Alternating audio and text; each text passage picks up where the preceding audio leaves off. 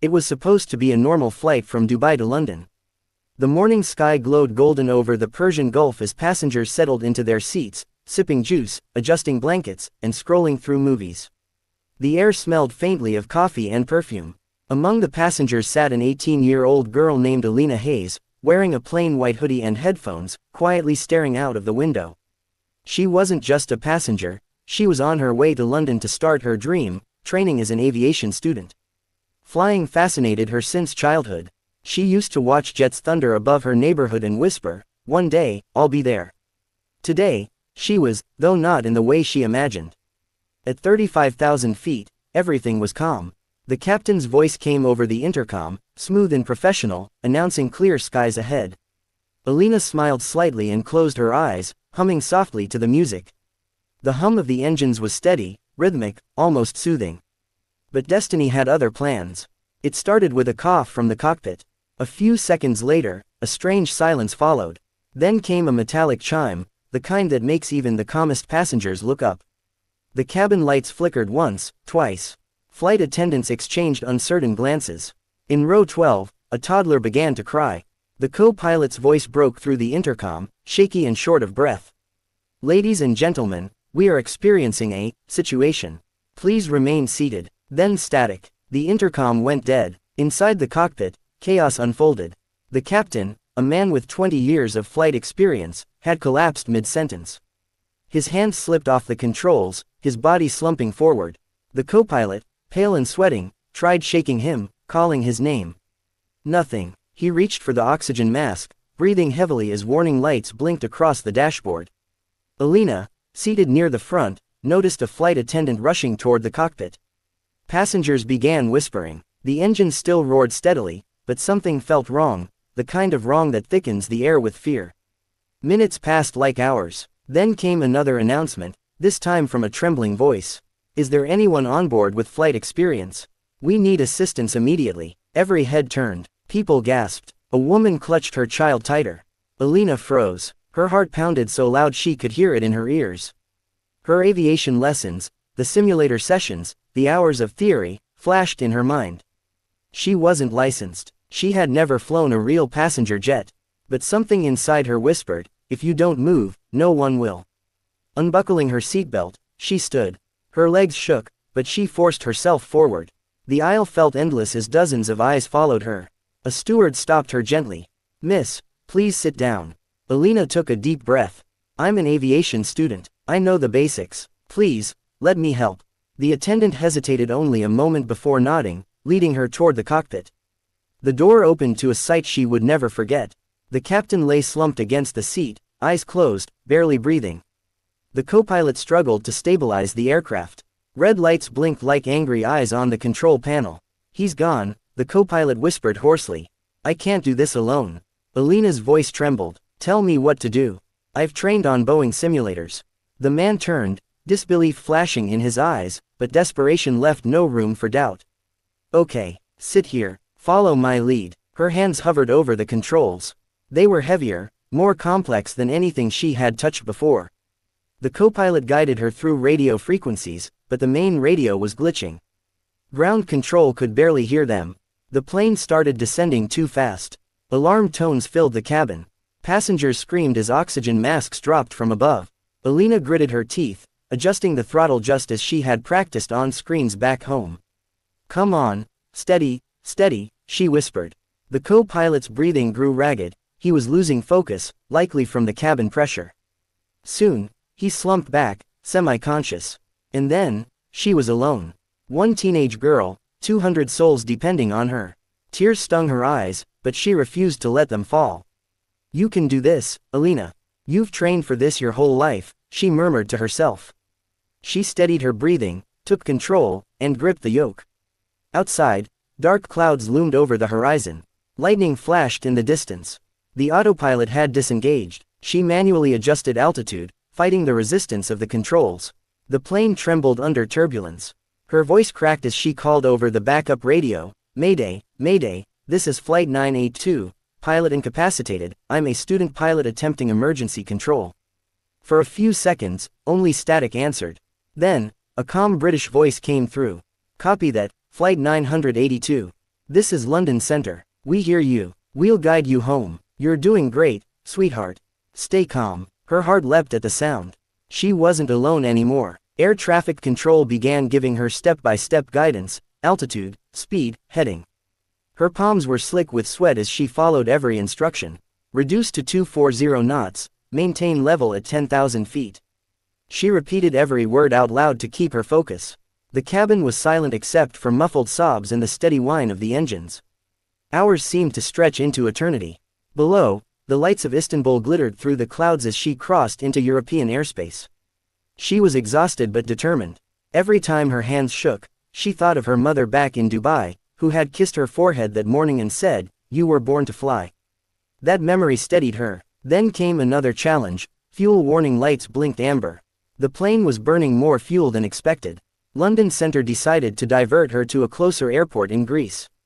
"You're doing incredible, Alina," the controller said. "We're routing you to Athens. You just need to keep her steady another 15 minutes. She swallowed hard. 15 minutes felt like forever. As the coastline of Greece appeared beneath the clouds, the runway lights shimmered faintly in the distance. Flight 982, you are cleared for emergency landing. Winds are calm. You're clear. Her hands trembled violently now. Her eyes blurred with tears. She whispered a prayer under her breath. The passengers behind her were silent, some clutching rosaries, others holding hands, united by fear and faith. The plane descended, shuddering under crosswinds. The altimeter spun down, 2,000 feet, 1,000 feet, 500. Her voice cracked, landing gear down. A metallic clunk echoed beneath the cabin. The runway grew larger, closer, brighter. Her breath came fast, shallow. Hold, hold, she whispered. The nose dipped slightly too much. She corrected it. The tires screeched as they touched asphalt. A jolt ran through the cabin. The plane bounced once, then settled. Reverse thrusters roared. The aircraft slowed. Then, silence, the most beautiful silence in the world. For a moment, Alina couldn't move. Her vision swam with exhaustion. Then she heard it, a wave of cheers, sobs, clapping. The entire cabin erupted in emotion. Passengers cried out her name. A flight attendant rushed forward, tears streaming down her face. "You did it. You saved us." Alina just nodded weakly, her hands still gripping the controls. Her body shook as adrenaline drained away. When emergency crews entered the cockpit minutes later, they found her staring out at the runway lights, whispering, "We made it." The co-pilot was stabilized and the captain rushed to medical care. Later reports confirmed that if she hadn't taken over, the plane would have crashed into the sea within 20 minutes. News spread worldwide within hours. 18-year-old girl lands passenger plane alone, 211 lives saved. The footage of her stepping off the plane barefoot, tears streaking her cheeks, went viral across every platform. Reporters called her the Sky's Miracle Girl. Aviation experts were astonished. Her maneuvers had matched trained professionals. When interviewed days later, she simply said, "I didn't do it alone. Everyone who believed in me was with me up there." The two lives she directly saved, the captain and the co-pilot, both recovered in the hospital. When they met her again, the captain, still weak but smiling, handed her his old pilot wings. "You earned these," he said. Alina held them in her hands, trembling. For her, they weren't just metal, they were proof that courage doesn't need age or rank, only heart. Months later, she received an honorary certificate from the International Aviation Authority. Airlines offered her full scholarships. But what moved people most wasn't her skill, it was her calm, her kindness, her refusal to give up when every voice in her head screamed to stop. She became an inspiration to millions of young dreamers around the world, especially girls who once thought flying was impossible. When asked what went through her mind at that moment, she smiled softly and said, "I wasn't thinking about fear or fame. I was thinking about the people behind me. Their lives mattered more than my fear." Years later, she would go on to become a commercial pilot, flying passengers across the same skies that had once tested her courage. Every time she sat in the cockpit and looked out over the horizon, she would remember that day, the alarms, the panic, the trembling hands, the final touch of the runway, and whisper a quiet thank you to the sky. Because on that day, high above the clouds, an 18-year-old girl became more than a passenger, more than a student, she became the living definition of bravery. And somewhere between fear and faith, she proved that heroes don't always wear uniforms. Sometimes, they wear white hoodies, trembling hands, and hearts too strong to stop beating. Alina's hands hovered over the glowing controls, her heartbeat matching the rhythm of the alarms echoing through the cockpit. Every sound was sharper, every breath heavier. The red warning lights flashed across the panels, reflecting off her wide eyes. The co-pilot's trembling hand pointed toward the altitude gauge. "Pull back slightly, keep her level," he said between gasps. She nodded, her fingers gripping the control yoke with shaking strength. The aircraft was massive, heavy, alive, it fought her every move. But she refused to lose control. The cabin behind her was a sea of fear. A woman cried out for her husband, a man clutched the seat in front of him so hard his knuckles turned white. Children sobbed into their mother's arms. Oxygen masks dangled from above, swinging slightly with the turbulence. The lights flickered again, followed by a long, low groan from the engines. Alina's breath hitched, but she forced her focus back to the instruments. The co-pilot was barely conscious, his voice fading. "You need to call Mayday," then his head slumped sideways, leaving her completely alone. Her stomach twisted with terror. For a moment, she froze, a teenager, sitting in a seat where professionals with decades of experience belonged. The entire plane seemed to wait for her decision. Then, through the roaring wind and the hiss of static, she heard her own voice whisper, steady and quiet, "You can do this." She pressed the transmitter button. "Mayday, Mayday, this is Flight 982. The pilot and co-pilot are unconscious. I'm an aviation student taking control." Her voice cracked, but she kept speaking. "Please, someone, help me." Static filled her ears for a few seconds that felt like forever. Then, through the noise, came a calm voice. "Flight 982, this is London Center. We read you, loud and clear. We're with you, Alina.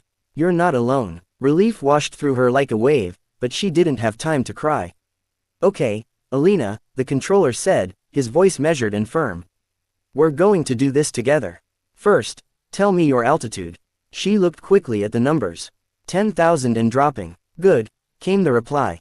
"Now level off, gently. Don't fight the aircraft, guide it." She followed each instruction like it was sacred. Her fingers moved carefully across the switches and levers, adjusting flaps and throttles, her mind racing through everything she had ever studied. She remembered her simulator lessons, how the instructor told her to trust the instruments, not her panic. The same lesson now separated life from death. The plane steadied slightly. The alarms stopped. A fragile silence filled the cockpit. She exhaled for the first time in minutes. The air traffic controller spoke again. "You're doing great, Alina. Now listen carefully. You're flying a Boeing 787. She's heavier than anything you've trained on, but she's strong. Keep your heading at 270. We'll guide you toward Greece for emergency landing." Alina nodded, whispering, "Copy that." Her voice shook, but her hands didn't leave the controls. She glanced at the captain, still unconscious, his face pale under the dim light. She swallowed hard. "Hang in there," she murmured. "I'll get us down." As she followed the new flight path, the clouds outside turned dark and wild. Lightning flashed in the distance, thunder rolling like drums across the sky. The turbulence hit again, harder this time. The plane jerked violently, throwing her forward.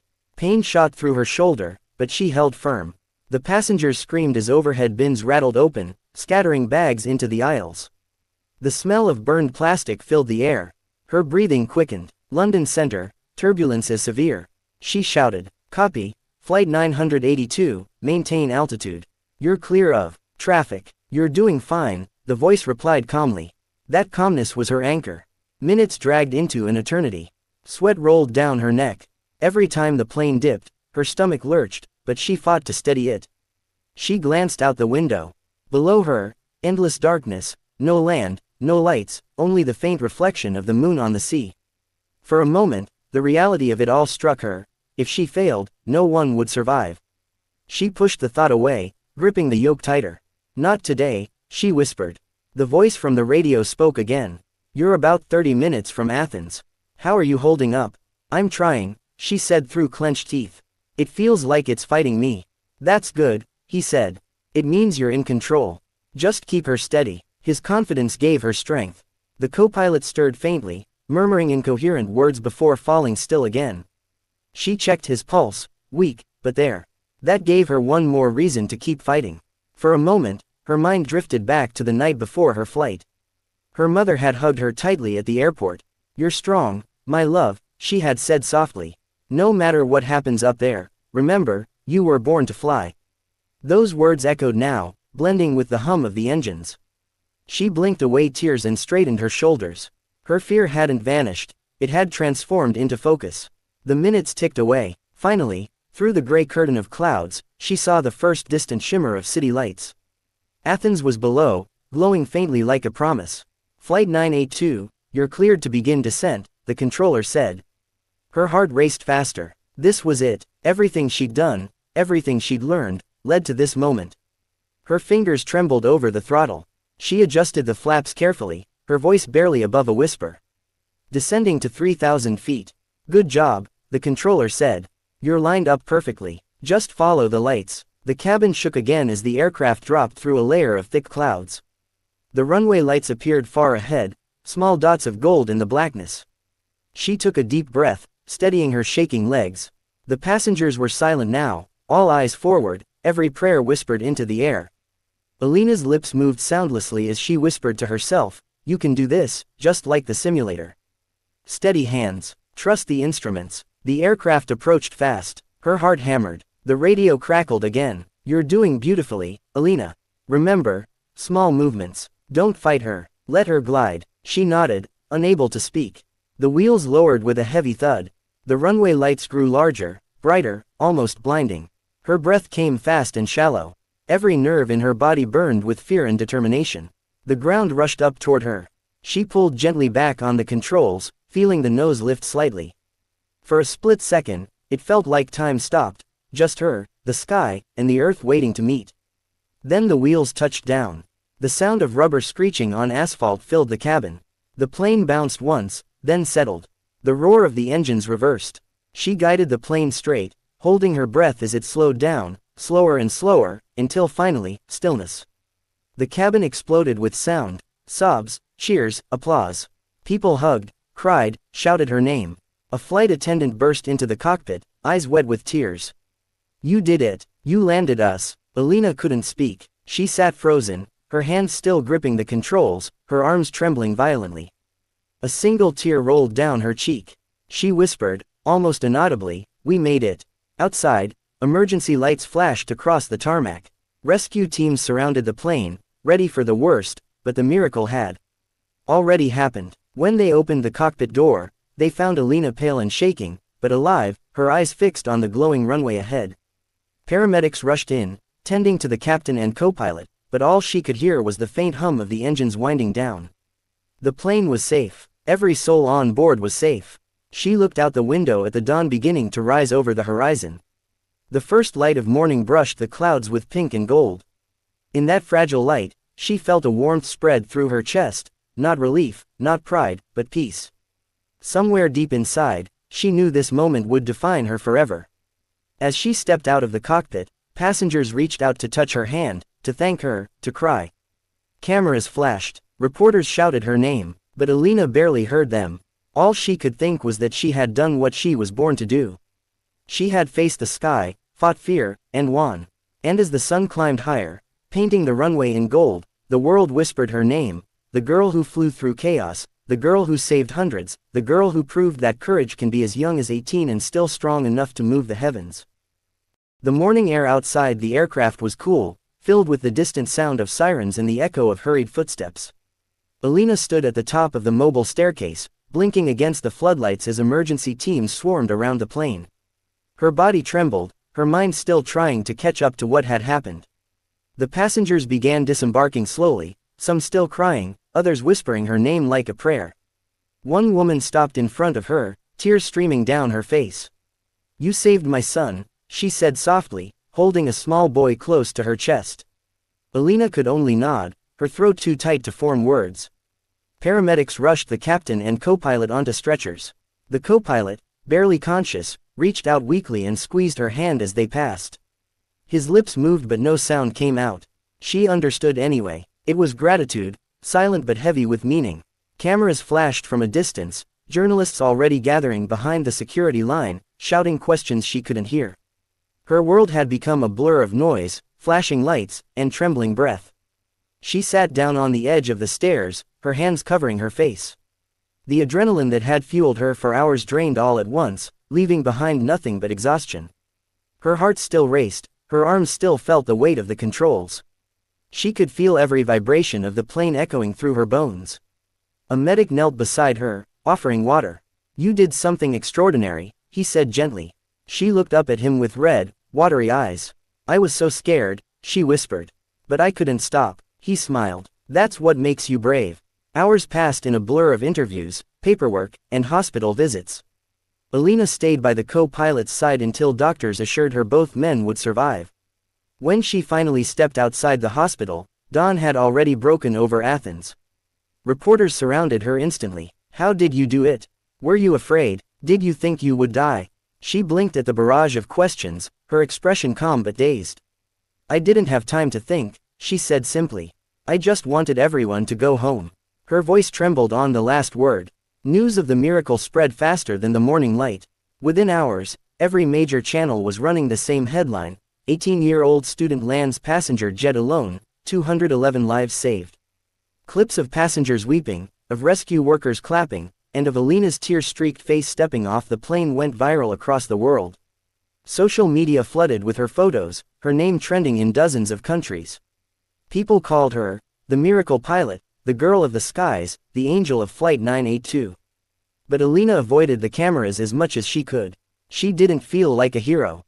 She felt human, fragile, shaken, but grateful to be alive. Later that day, the airline arranged a private meeting in a quiet conference room near the airport. Executives, aviation officers, and media representatives waited for her.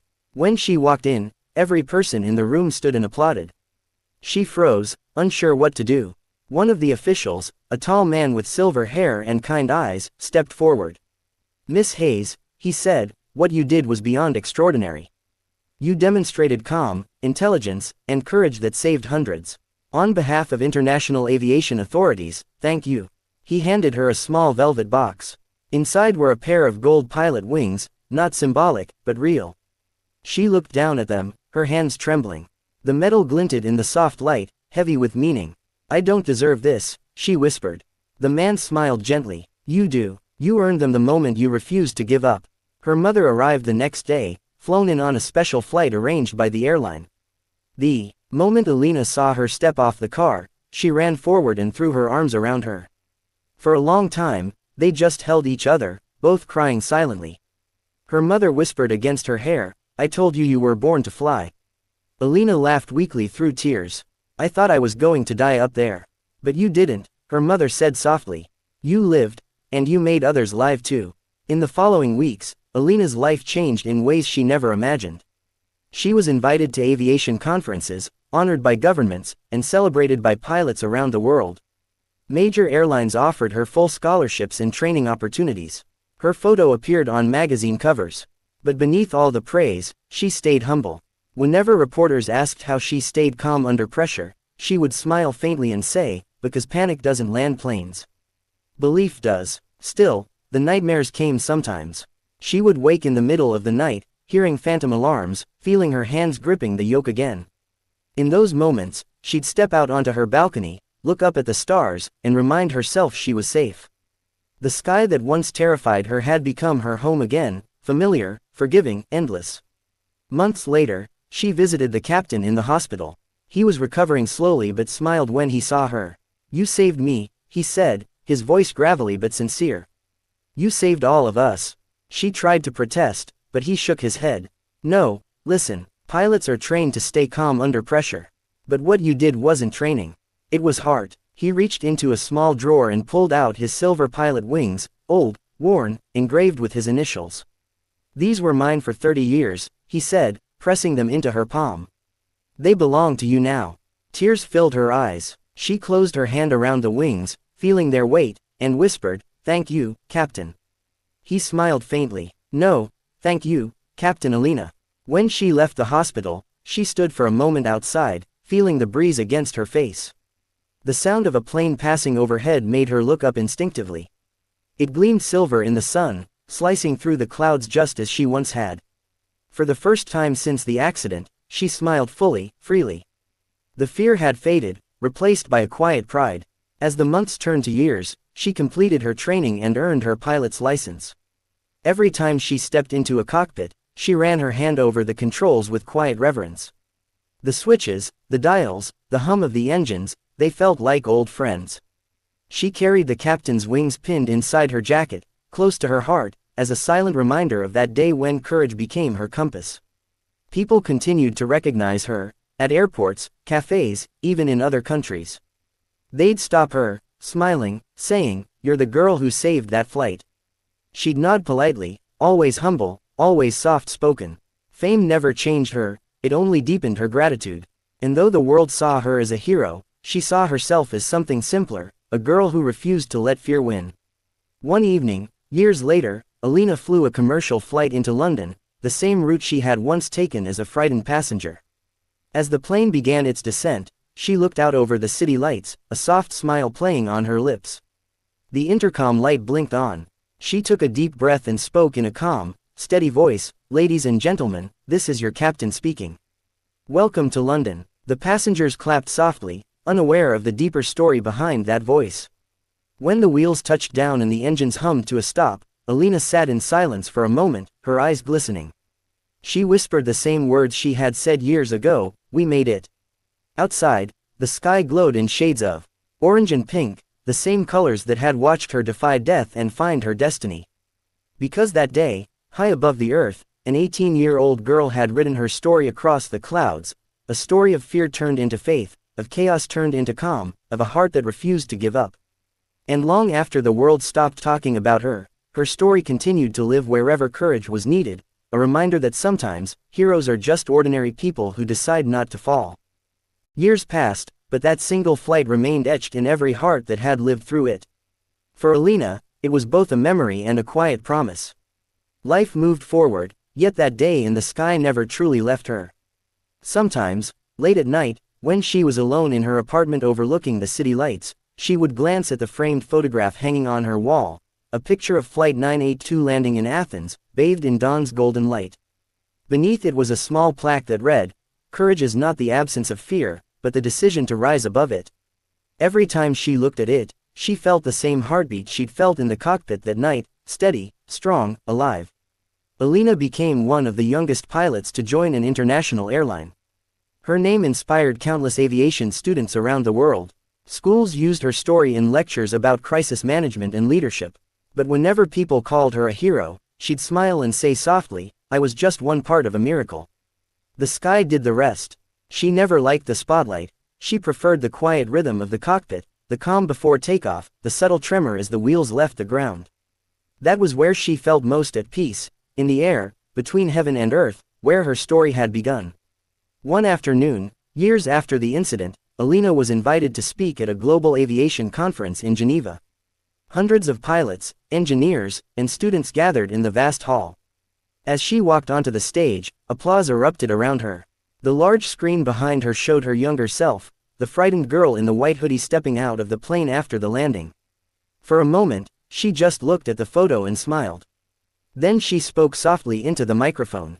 That girl was terrified. She didn't think she could do it. But fear doesn't decide the ending, courage does. Her voice was calm, steady, yet filled with emotion. The audience listened in silence. Courage, she continued, is not being unafraid. It's doing what's right even when your hands are shaking. When she finished, the entire hall rose in a standing ovation. People cheered, some even wiping away tears. Afterward, young pilots approached her, asking for advice, thanking her for inspiring them. One girl, barely 16, said, "Because of you, I want to fly." Alina smiled and placed a hand on her shoulder. "Then promise me something," she said gently. "Promise me you'll never stop believing in yourself, even when the sky looks impossible." The girl nodded, her eyes shining. Alina saw a reflection of her younger self in that face, full of hope, ready to take flight. A few months later, Alina took her mother on a special flight, just the two of them, flying a small private jet over the Mediterranean. The sun dipped low on the horizon, painting the sea in gold and rose. Her mother sat beside her in the co-pilot's seat, holding her hand. "You really belong up here," her mother said softly. Alina smiled, adjusting the throttle. "Up here, everything feels clear," she replied. "No noise, no fear. Just the sound of the wind and the heartbeat of the engines." Her mother nodded, eyes glistening. That's where you found yourself, isn't it? Yes, Alina whispered, and maybe that's where I was meant to be all along. As the years rolled on, Alina continued flying, commercial flights, humanitarian missions, rescue operations. Every landing, every takeoff, reminded her of that night above the sea. She carried those memories not as trauma but as lessons, reminders of how fragile and precious life can be. Whenever storms shook the plane or turbulence rattled passengers, she'd speak calmly over the intercom, her voice steady and warm. "It's just the sky reminding us who's in charge," she'd say with a smile.